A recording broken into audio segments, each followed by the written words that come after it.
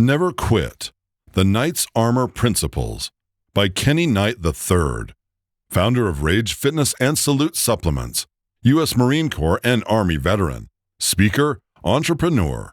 Read by Rick Gines. Dedication. To every young warrior out there who feels lost in the fire, this book is proof that you can be forged by it. To my father, who made me mentally, physically, and emotionally tough. To my mother, who made a way out of no way.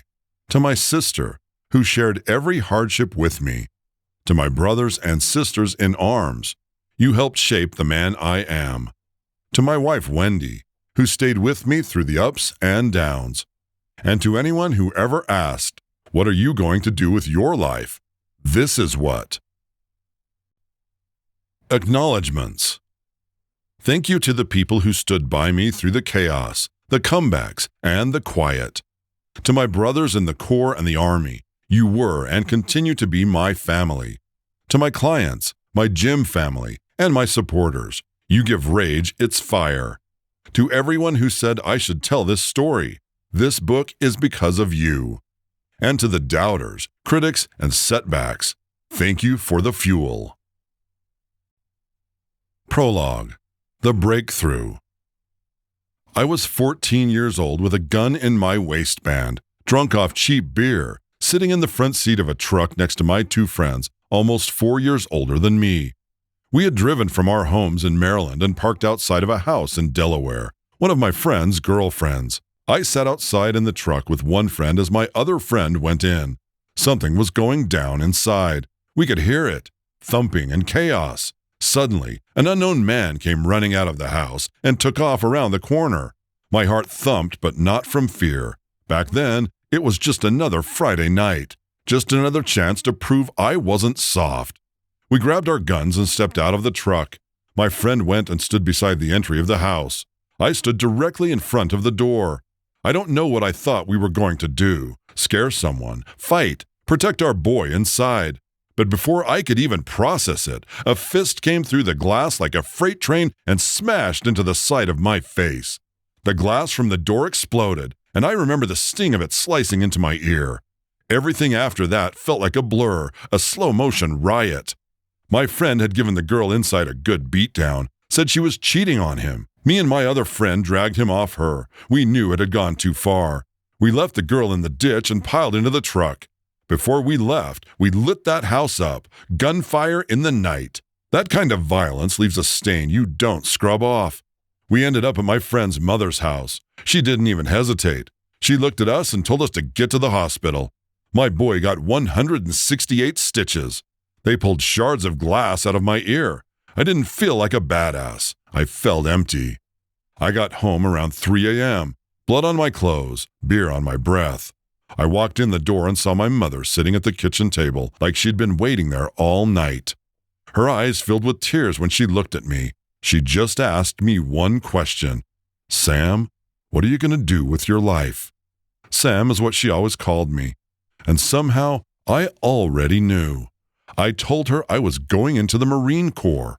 I told her I wanted to be a grunt, that I wanted to be a drill instructor. I wanted to retire by 37. And after that, I wanted to open my own gym. I was 14, and I just watched my life spiral into something I couldn't control. But that night, in that moment, I decided something. I would not be a product of my environment. I didn't know how I was going to get there, but I knew I would get there, and I did. This book isn't about perfection. It's about the war between who you are and who you're meant to be. It's about what happens when you decide that your current situation doesn't determine your future. Look yourself in the mirror and decide that quitting isn't an option. This is my story. Let's get to it.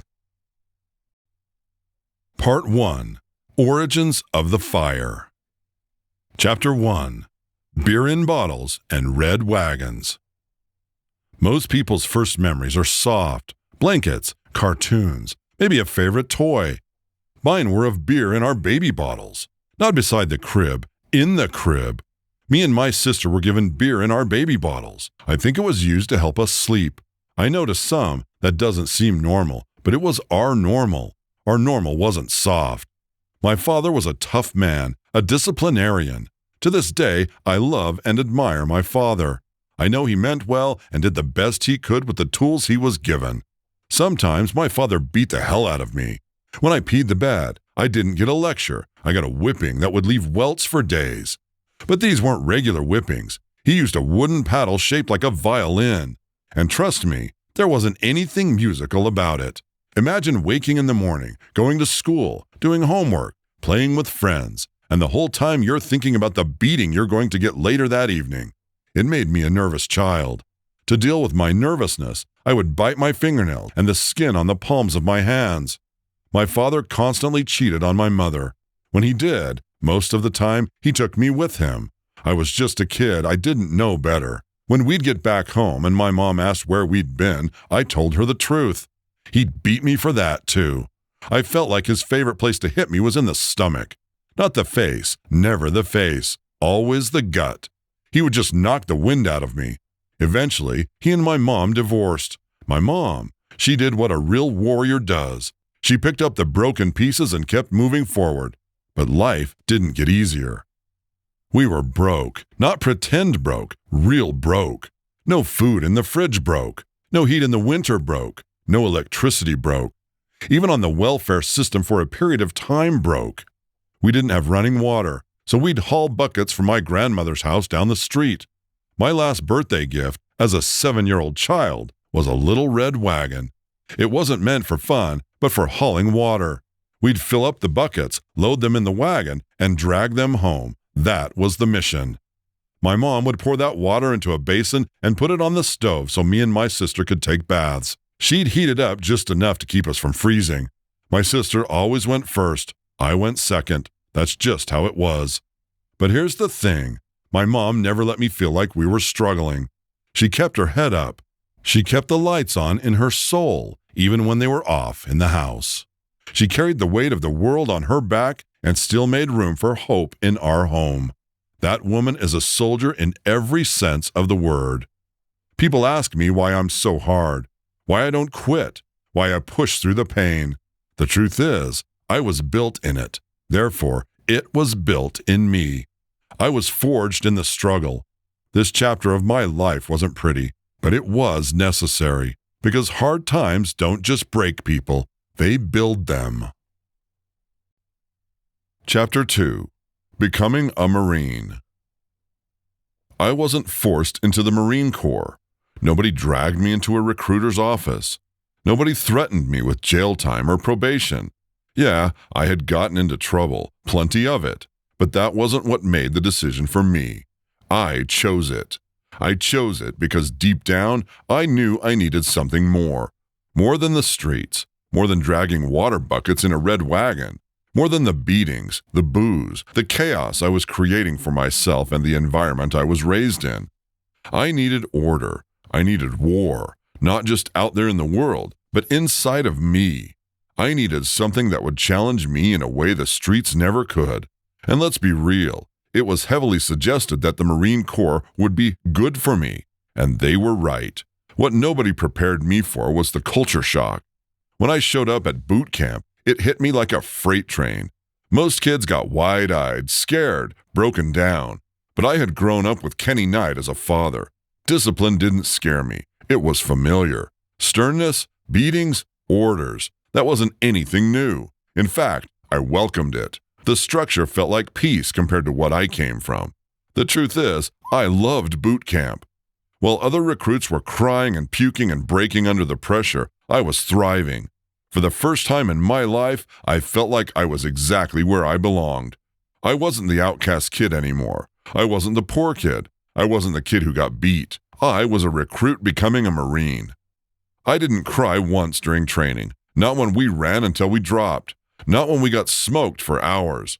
Not when they stripped us down mentally and physically.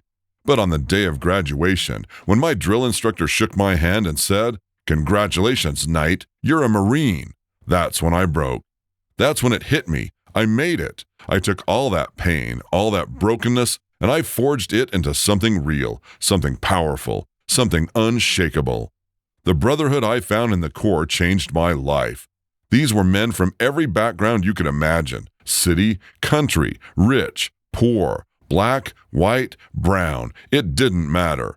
When you wore that uniform, you were family. And that bond, it's something you can't explain unless you've lived it.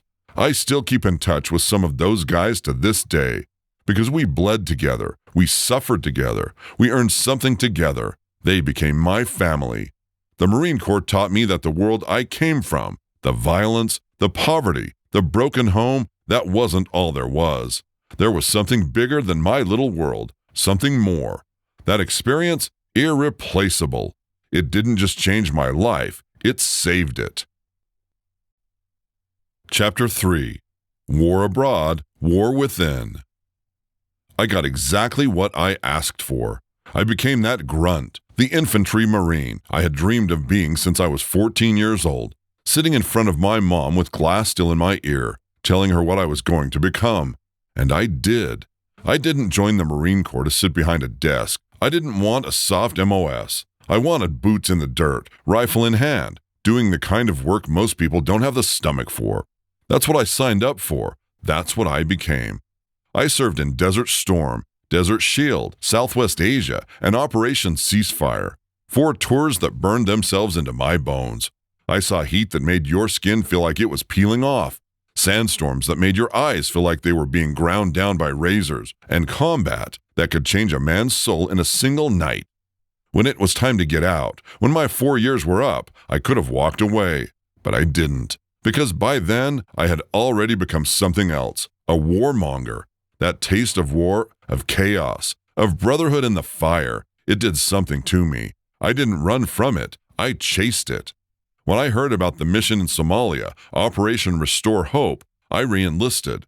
I switched units just so I could go. That wasn't about patriotism or glory. That was about purpose. I wasn't done fighting. I wasn't done being in the middle of it. Somalia gave me more than I expected. Urban combat, starvation, desperation. We weren't just handing out food. We were trying to keep people alive in a place where life had almost no value. It wasn't just war. It was hopelessness on a scale that rattled your soul. Between the tours, I was part of a humanitarian mission, Operation Sea Angel, off the coast of Bangladesh. We delivered rice, flour, and sugar. We provided security. We helped with medical aid. It was a shift in energy, but it was still chaos, still survival. Combat changes a man, but it doesn't do it cleanly. It's not the bullets that stay with you, it's the faces, the sounds, the weight of the rifle when it's all over and your hands are still shaking. It's not just what you did, it's who you became, and even worse, who you left behind. That's where survivor's remorse comes in. Everyone talks about the guilt you feel when your brothers don't come home. And yeah, that guilt is real. It never leaves you. You wonder why you made it, and they didn't. But what hit me even deeper was something I didn't expect. I felt survivor's remorse for escaping my neighborhood. I made it out. I moved forward, but so many people I grew up with didn't. Some are still stuck there. Some are dead. Some are doing time. And some never even knew what it meant to dream past the block they were raised on. I didn't just survive the war, I survived the world I came from. But that survival came with a price, and I still carry it. Coming home from combat is a different kind of battlefield. The gunfire stops, but the war doesn't. I came back, but I wasn't the same. None of us were. You can't walk through hell and expect to come out smelling like cologne. I had the uniform, the medals, the stories, but I also had the ghosts, and they didn't give a damn about my rank. The Marine Corps teaches you how to fight, how to kill, how to stay alive when everything around you is trying to bury you.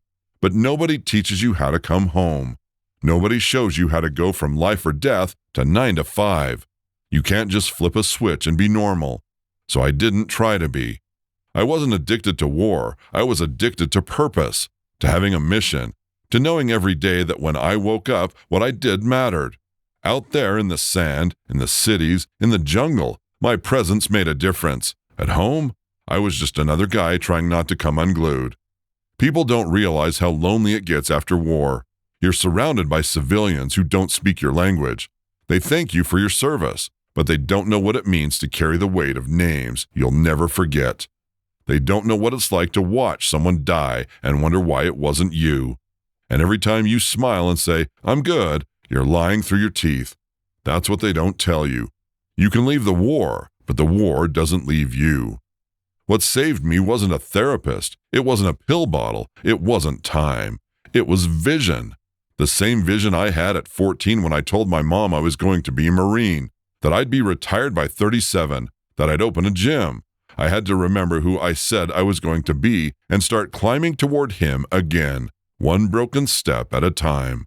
Because the war abroad showed me what I could survive, but the war within, that's the one that showed me who I really was. Chapter 4. Out of uniform, out of place. Coming home didn't mean I was done fighting. It just meant the battlefield changed. I took a break from the military and tried doing the civilian thing. Put on the jeans, clocked in, tried to blend in. I worked in warehouses, tried my hand at plumbing with Rescue Rooter. I showed up. I tried. But it didn't take long before I realized I didn't belong there. The problem wasn't the work. I wasn't afraid of getting my hands dirty. Hell, I thrived in hard work. The problem was the people. Civilians. I couldn't handle it. After years in the military being around disciplined warriors, operating like a machine, everything out here just felt sloppy. No structure, no urgency, no pride. Just a bunch of people walking through their day like they had all the time in the world. And in my mind, they were all idiots. I knew it wasn't true, but that's how it felt. That's how my brain processed the world outside the wire. It was frustrating, chaotic, unmotivated. And I didn't have the mental space for it. So I quit. Job after job. Not because I couldn't do them, but because I couldn't stand them. I couldn't stand the lack of purpose. I couldn't stand the conversations about weekend barbecues and fantasy football when my mind was still in the desert, still in the fight, still hearing the echoes of names I'd never forget. I needed space. I needed distance. I needed a mission I could own. That's when I found truck driving. I signed up for driving school and never looked back, because being in that truck alone made sense to me. The road made sense. The rules made sense. It was me, the engine, the white lines, and the hum of the highway. No office gossip, no lazy coworkers, no pretending to be okay when I wasn't. It was quiet. It was structured. It was mine. Truck driving gave me what I needed at the time, isolation with purpose. I didn't know it back then, but that solitude was the bridge. The time behind the wheel gave me space to think, to reflect, and to remember that I still had something left to build. That 14-year-old version of me, the one who told his mom he'd be a grunt, a drill instructor, a gym owner, and retired by 37, he was still alive somewhere. I just had to drive far enough to find him again. Driving trucks gave me space. It gave me time, but life doesn't just pause because you're healing. I had responsibilities. I had people counting on me, and being out on the road all the time, that wasn't going to work forever. So I tried again. I stepped back into the world, this time in a field I actually gave a damn about, personal training. I was always about fitness, discipline, pushing yourself beyond your limits, so it felt natural to start helping others do the same. That's when I met this guy, an Army soldier. We were talking one day between sets, and he told me about the Army National Guard. He said I could still be home, still be present for my family, but I'd also get a little taste of the life I missed. That brotherhood, that uniform, that mission. Man, I missed it more than I wanted to admit. He told me I could jump back in and serve again, even part-time. I was all ears. I was hungry to get back to something that felt real. What I really wanted was to go back into the infantry. That's where I thrived. Boots on the ground, eyes up, always moving. But that wasn't available to me. Instead, they offered me something else. Something I didn't know I'd grow to love. They offered me a role as a leadership instructor. At first, I wasn't sure. I thought, I'm not a teacher, I'm a fighter. But once I stepped into that instructor role, I realized something powerful. I wasn't done leading. The battlefield had changed, but the mission was still alive. Training soldiers, shaping future leaders, passing on the mindset and grit that had carried me through hell and back, that became my new war. And I fought it with everything I had. I poured myself into it, because I knew what it meant to lead. I knew what it cost to not be prepared. And I stayed in that role until I retired. It wasn't the path I expected, but it was the path I needed. It gave me one last mission, one last chapter in uniform, one last chance to leave something behind before hanging it up. And when I finally stepped away, I didn't feel lost anymore. I felt ready. Part 2. Wanting all the smoke. Chapter 5. Building rage from the ashes. Rage wasn't just a gym. It was an idea, a spark, a mission that lived in my mind long before the world ever saw it. I came up with the name back in 1995. Rage. Real athletes generate energy. That wasn't just some catchy phrase. It meant something to me. It stood for intensity, authenticity, movement, drive.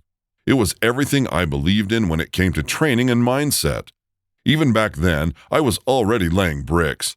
I trained a few people here and there. I tried putting on small events as hustles on the side while I was still serving. But life had its way of putting that dream on the back burner. The military came first. War came first. Survival came first. But I never let the fire go out.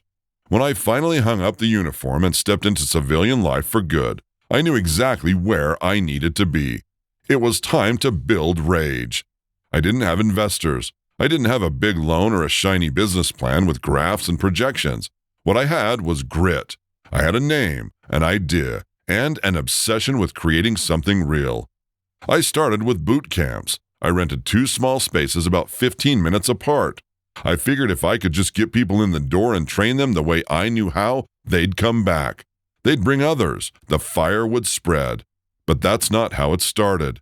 Some classes had 2 people. Some had none. The money was drying up fast. I was burning fuel driving between those 2 gyms, and I couldn't afford to keep going home in between, so I didn't. I slept in my car, right there in the parking lot. Not because I didn't have a place to go, but because I couldn't waste time or money driving back and forth. I was all in. I had put everything I had into this. If it meant sleeping in my car, eating scraps, and showering at whatever gym had hot water, I did it. Because this was mine. For the first time since the military, I had something that was mine. I wasn't taking orders. I wasn't building someone else's dream. I was building my own battlefield, my own arena, where I could train warriors, not just physically, but mentally. I didn't care if you were a soccer mom or a former Marine. If you walked through those doors, you were going to work.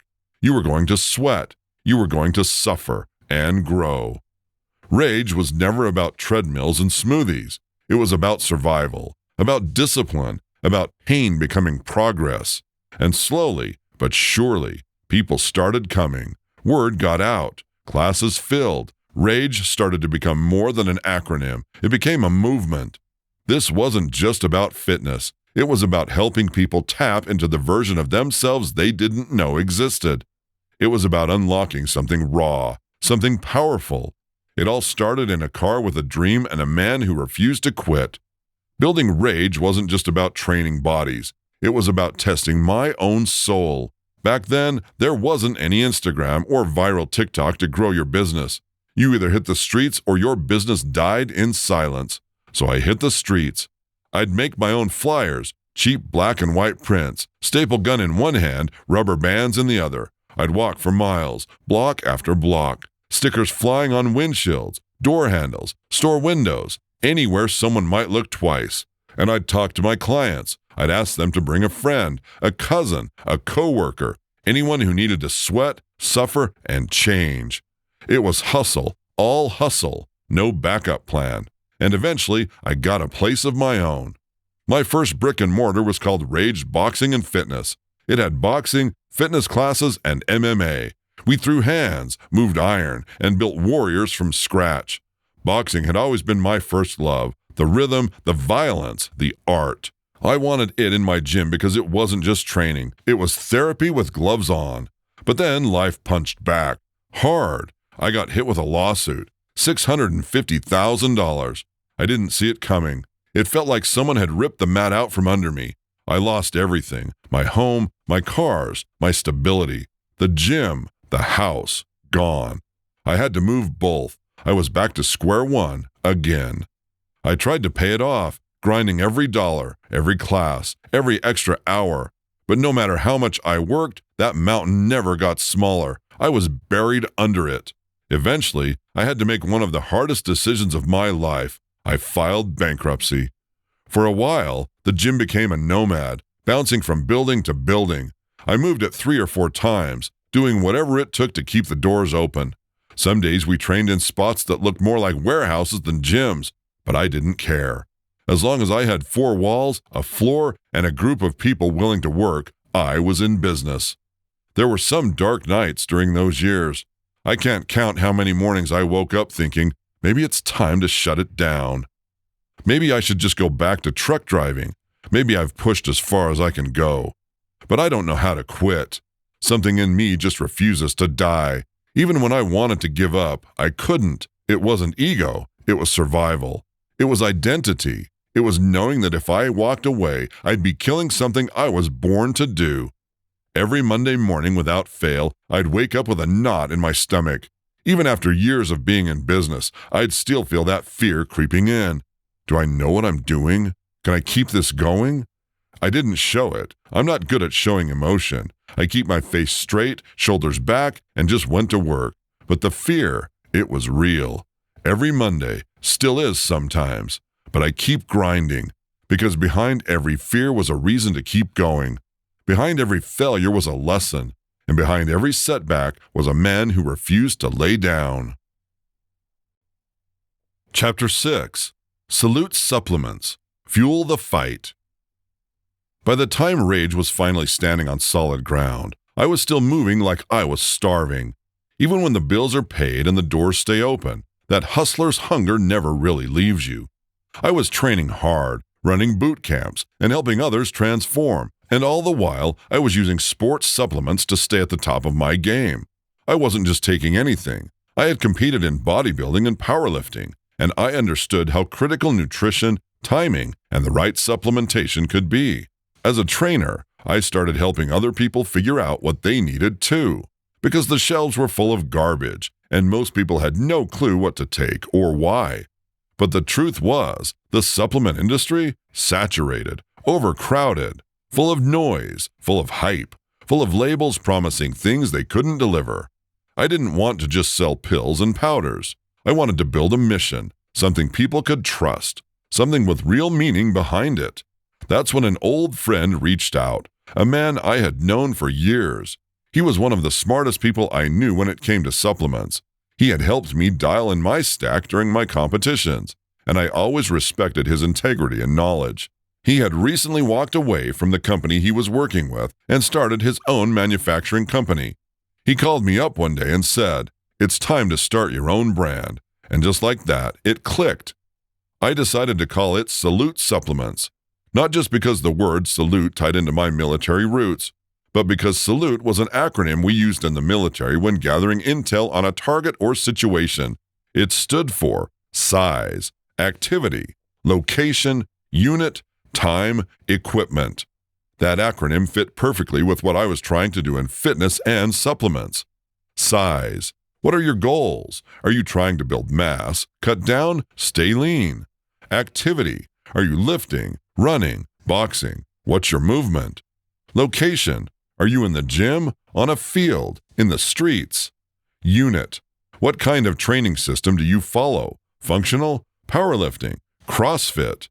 Time. How much time do you have each day to train? 30 minutes? 3 hours? Equipment. What tools do you use? Machines, free weights, just body weight? Salute Supplements was born from the battlefield, built for athletes, warriors, grinders, and go-getters who needed products that didn't lie, products that worked as hard as they did. It wasn't about chasing trends. It was about building something authentic, something that spoke the language I did. No excuses, no shortcuts, and no quitting. I didn't want to just be another guy slapping my name on a pre-workout and calling it a business. I built this from the same fire that built Rage, that carried me through deployments, and that pushed me through every Monday when fear whispered, "You don't know what you're doing." Salute Supplements wasn't a side hustle. It was the next weapon in the fight, for fitness, for focus, for life. Chapter 7. Hard Lessons Learned in the Business Trenches. Nobody tells you that being a business owner feels like war sometimes. It's a different kind of combat, one where the enemy doesn't wear a uniform. It wears uncertainty, self-doubt, failure, and fear. You don't fight it with rifles or fists. You fight it with grit, vision, and a refusal to quit. Business taught me a lot, mostly the hard way. I've learned that you've got to keep challenging yourself. Once you get comfortable, you've already started losing. You have to keep pushing, keep moving, keep finding the next level, even when you're exhausted. Because the moment you stop evolving, the game will move on without you. I learned that in business. Just like in the military, it's not personal, it's business. That doesn't mean it's cold or heartless, but you can't let your emotions make decisions for you. You've got to be surgical when it's time to cut losses, fix mistakes, or pivot directions. And if you want to last, you've got to have a plan. Doesn't mean the plan won't get wrecked, because it will. But without a plan, you're just drifting. I've had to learn how to make decisions quickly, even with limited information. Business doesn't wait for you to feel ready. And let me tell you something, you have to learn how to lose. Most people are terrified of failure. They think it's losing in the end. But I've learned that losing is necessary. It's how you grow. It's how you learn who you really are. Every loss I took taught me more than any win ever did. You lose, you adapt, you reload, you go again. I've also learned that my only real competition is me. Not the gym down the street, not the guy with more followers, just me. That's the one I have to beat every day. The version of me that wants to play it safe, slow down, or give up. You need a different mentality to win in business. You need a mindset that says, whatever happens, I'm built for it. That mindset has carried me through every storm. And no matter how tough you think you are, you can't do it alone. You need people, solid people, people who believe in you, push you, challenge you, and support you. I've had clients who became family, friends who became business allies, mentors who dropped truth when I needed it. Another thing, don't hesitate, just start. Start ugly, start broke, start scared, just start. Don't wait until it's perfect, because it never will be. I've learned to move fast, figure it out on the fly, and adjust when necessary. Setbacks? I've had 1,000. But every time I thought it was over, something in me said, go to work. I don't listen to the noise anymore, the opinions, the doubt, the critics. None of them built what I built, so none of them can break it. The key to all of this is simple. Keep going. That's the secret. That's the hack. That's the code. Don't quit. Don't flinch. Don't break. Just keep going. Chapter 8.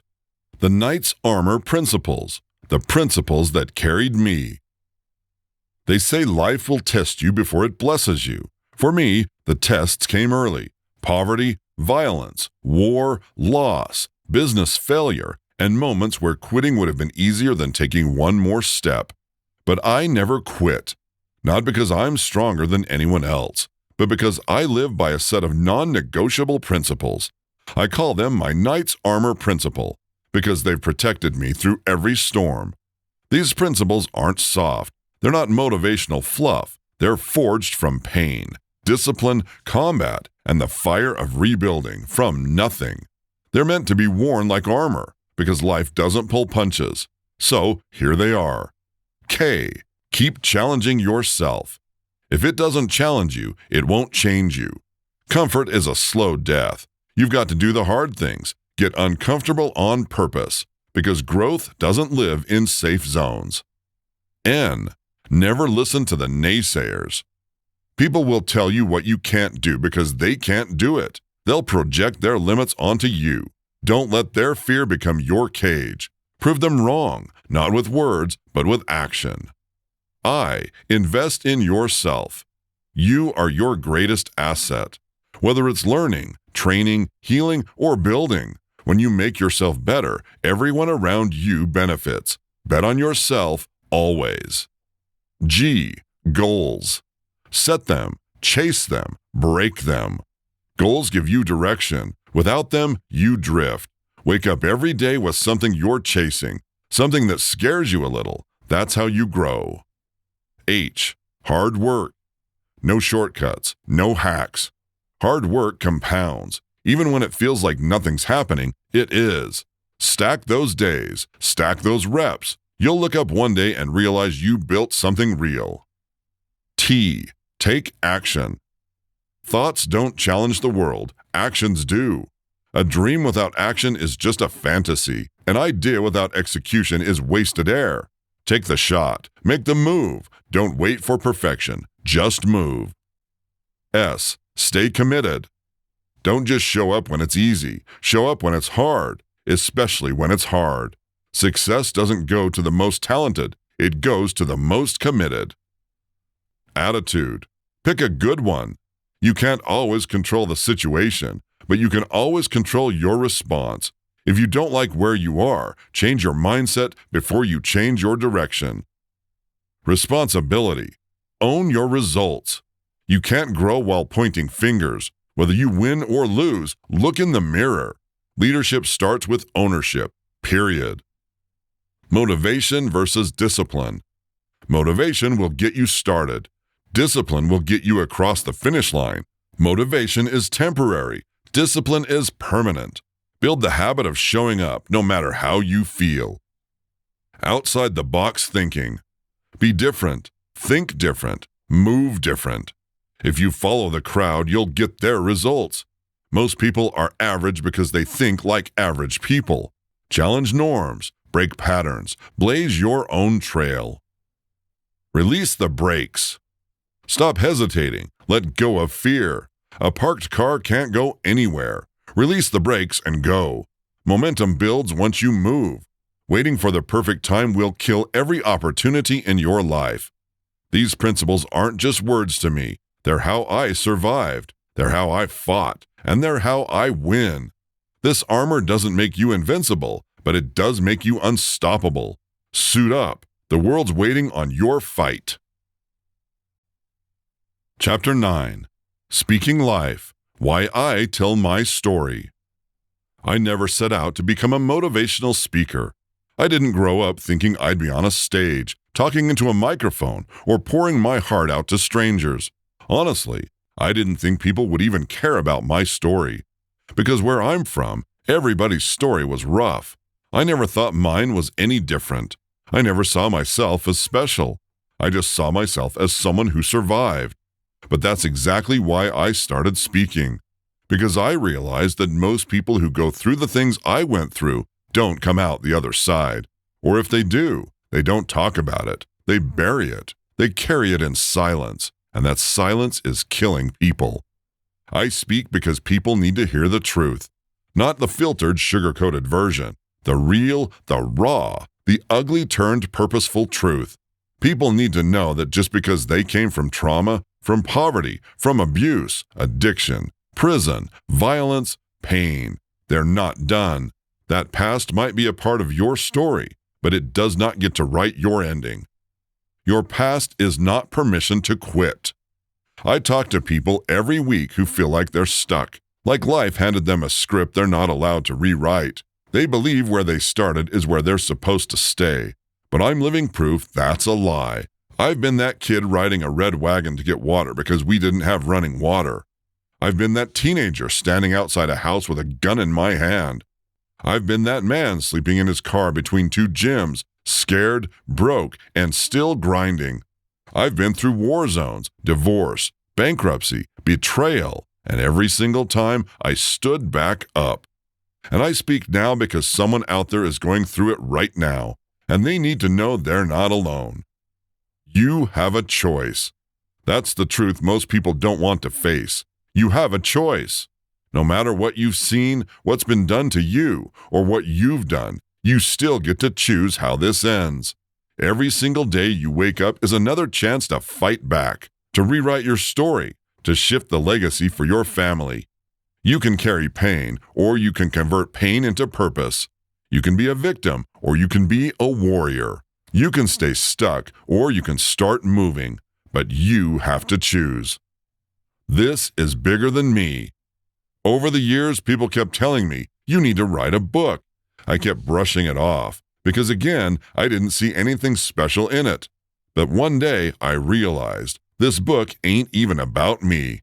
It's about the people who are in the struggle right now, just like I was. It's about the people who've fallen, who feel forgotten, who think their shot is over. It's for the single mom trying to make ends meet, the young man who just caught a charge and think life's over, the veteran who came back from war but still ain't home, the entrepreneur who's on the verge of giving up. It's for the younger me, and maybe for the younger you, too. I speak because I have to, because staying silent would be selfish. Because if my pain can become someone else's breakthrough, then every bit of it was worth it. So if you're reading this and you're wondering if it's too late, if you're wondering if you have what it takes, let me tell you loud and clear. Yes, you do. Yes, you can, and yes, it's your choice. Epilogue. From surviving to serving. I didn't write this to glorify the struggle. I wrote it because I believe someone out there is in that struggle right now. I've seen war overseas, and I've seen war inside myself, but I never quit, and neither should you. Rage forward. Salute your scars. Now, go build something. About the author. Kenny is a retired U.S. Marine Corps and Army combat veteran who overcame the trauma of war, personal hardship, and life-altering adversity to become a business owner, founder, entrepreneur, motivational speaker, and mentor coach. Today, he empowers students across the country with raw, real-life stories of struggle, growth, and triumph. You've been listening to Never Quit, The Knight's Armor Principles by Kenny Knight III. Read by Rick Gines.